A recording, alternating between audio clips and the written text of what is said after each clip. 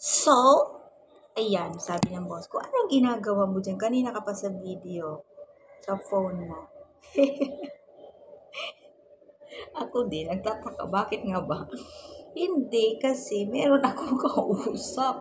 Pangalawa, gumagawa ako ng video para ipopost ko para naman kumita ako. Para ako magkapera, di ba? Sabi niya, hindi ka bumili ng pagkain mo. Nag-utos ako magbumili ka ng pagkain, hindi ka bumili ng pagkain. Ayoko kasi masyadong kumain ng food sa labas. Actually, talaga yun talaga ako.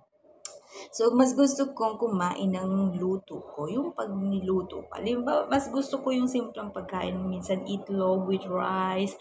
Minsan ampalaya, ginisa with itlog with rice. Yung mga ganun. Tapos sabaw, gawa ko ng pork, ribs na lutuin mo siya, gawin mo siyang may sabaw, tapos lagyan mo siya ng cabbage. Yun ang mga gusto-gusto kong pagkain. As in, Pinoy na Pinoy. Tapos kung may bulad, yes, mas masarap yung may bulad, di ba?